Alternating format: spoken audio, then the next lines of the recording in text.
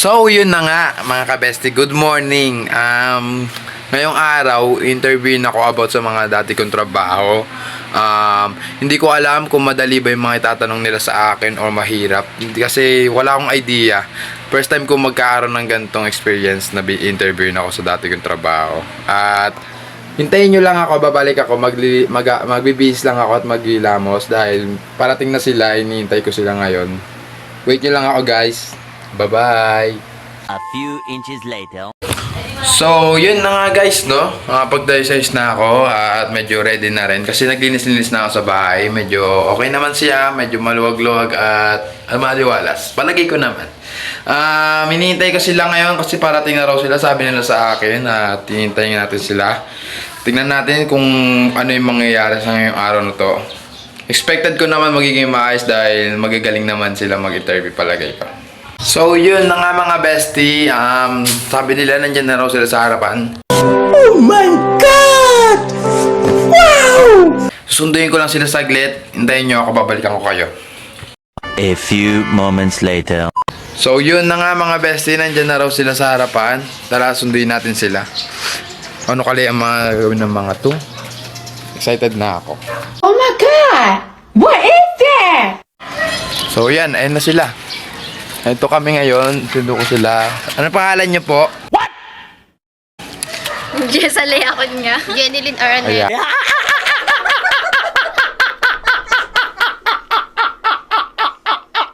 Yan. Ayun yung mga interviewer ko ngayon. Pupunta na kami sa bahay dahil ang lapit lang naman. Pupunta, naglalakad na lang kami. Ayan. Tas. Mga bestie, ngayon mag-set up ako ng mga pag-interview nila sa akin. Hintayin lang natin yung mga konting sandali. Wait a minute. So, yun na nga guys. After 1,000 years, andito na siya. Saan siya? May ginawa kasi ako eh.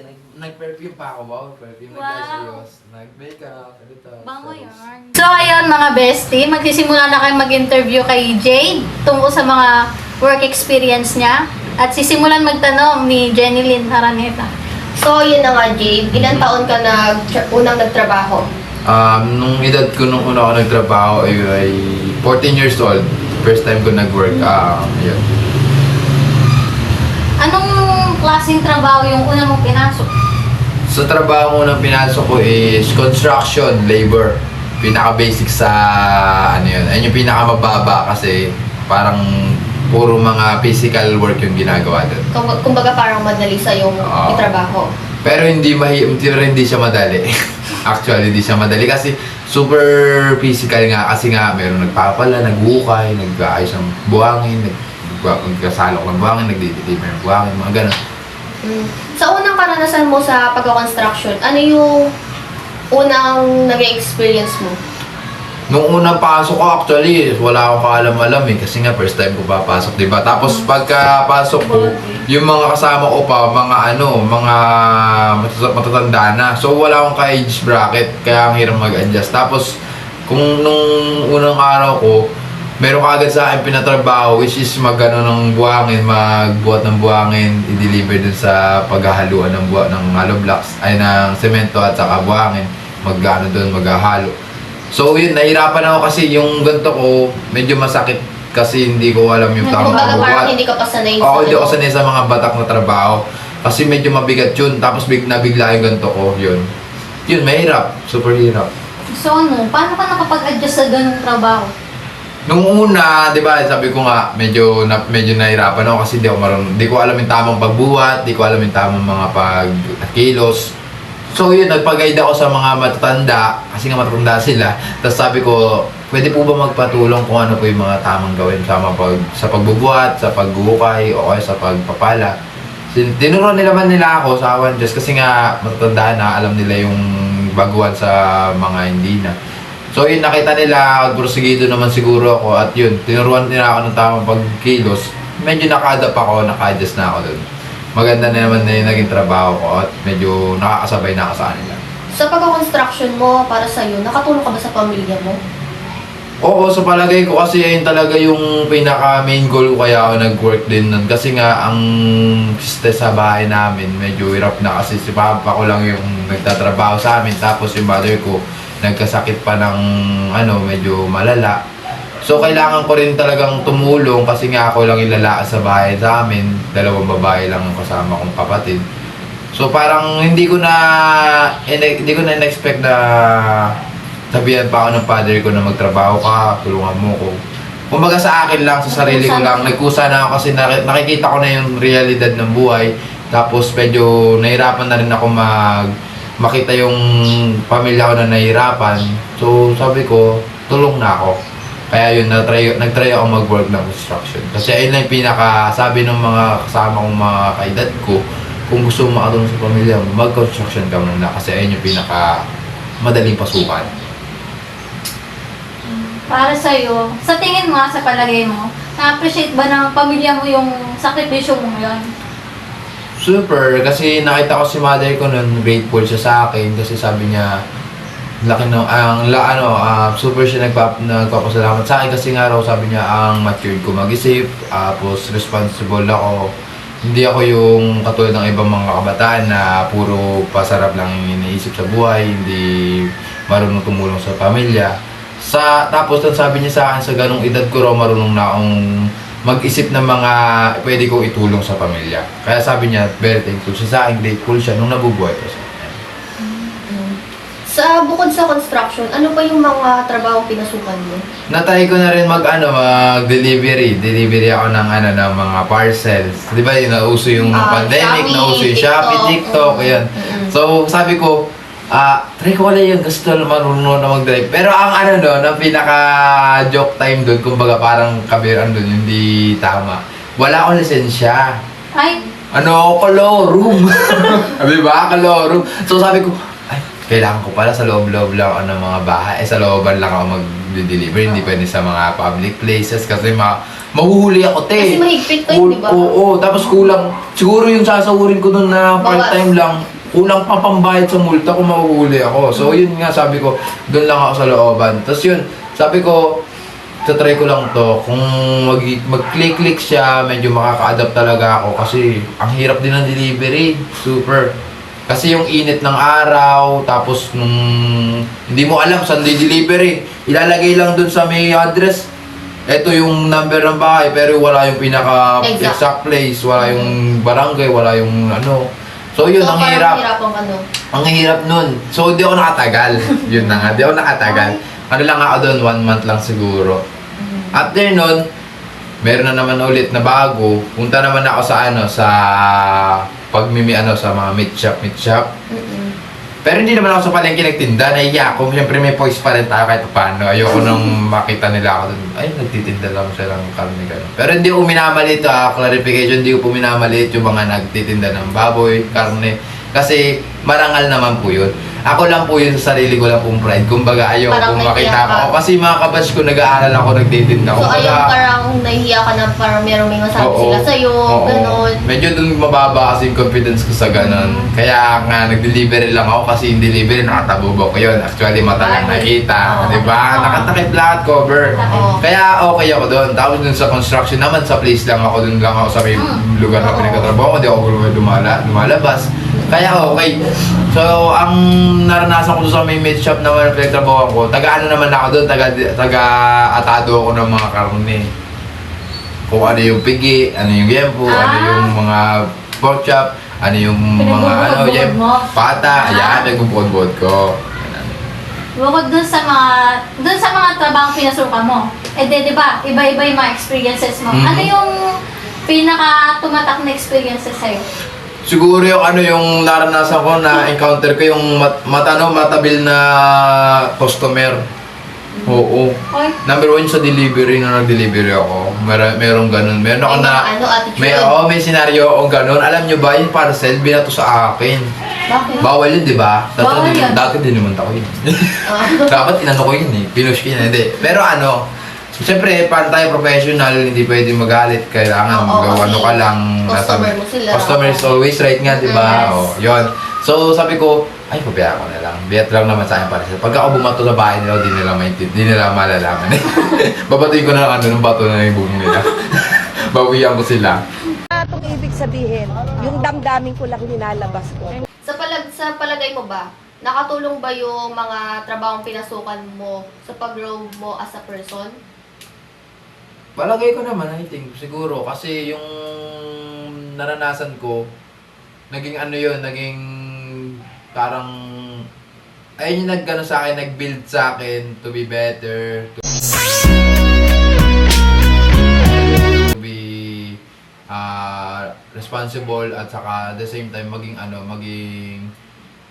yung work ethic ko mas lalong tumaas kasi nga marunong na ako mag-adjust sa mga iba't ibang ugali ng mga nakasama ko sa trabaho, yung mga taong nakasalamuha ko. At the same time, medyo Tama na, nahihilo na ako, tama. na kumikita na ako doon, na meron akong may mga napupundar ako sa sarili ko, at kahit paano may mga nabibili akong gusto ko. Doon pa lang medyo nag-grow na yung personality ko doon. Kasi nga sabi ko sa sarili ko, hindi ako pwedeng ganito lang. May ganun akong thoughts lagi sa sarili. Hindi pwedeng ganito lang ako. Gusto ko medyo naiiba yung mga ginagawa ko. Kasi ayoko nasa comfort zone ko lang. Gusto ko lagi mag-take ng risk, umalis sa comfort zone ko para mas maganda yung makalabasan sa future. Malay nyo, magamit ko yung mga work experience ko na yan sa mga other future na gagawin ko. Ganun. Doon sa mga ano mo rin ha, sa work experience mo, doon sa paglabas mo doon sa comfort zone mo, ano yung mga lesson na natutunan mo doon na nai-apply mo hanggang ngayon? Siguro yung pag-socialize. Nakita nyo naman sa akin, personality ko very lively, very approachable. Parang madali ka makipag-ano. Tapos siguro yung ano na lang, yung kapal lang na mukha, na-build ko yun. Dati kasi yung self-esteem ko sobrang low. Sobrang parang mahihayin. Mahihayin talaga. Yung shy type na sinasabi nila parang pabebe. I mean, ganun talaga. Kumbaga parang introvert. Oo, introvert. Pero nung bata naman ako, naman din ako. Masiyahin talaga ako, maglaro ako. Pero yung makipagkwentuhan sa ibang kausap, hindi ko kaya yun. Kumbaga, naunahan kagad ako ng kaba, yung judgment nila, una kong iniisip. So baka parang inisip mo, parang pag kinausap mo sila, parang hindi ka papansinin. Oo, at the same time, medyo i-judge ka pa kung ano yung appearance mo, di ba? Oo. Kasi nung medyo bata-bata tayo, batak na yung mukha natin kagad sa trabaho. Kumaga, dumaan agad sa realidad kaya yun, nag-butchered mo ng medyo-medyo. Pero ngayon, at the same time, medyo na-build ko na yung sarili ko. Alam ko nang dalhin yung personality ko. Alam ko na rin dalhin yung appearance ko. Alam ko na rin yung gagawin ko sa mga taong hindi marunong maka-appreciate. Kaya yun, medyo okay na.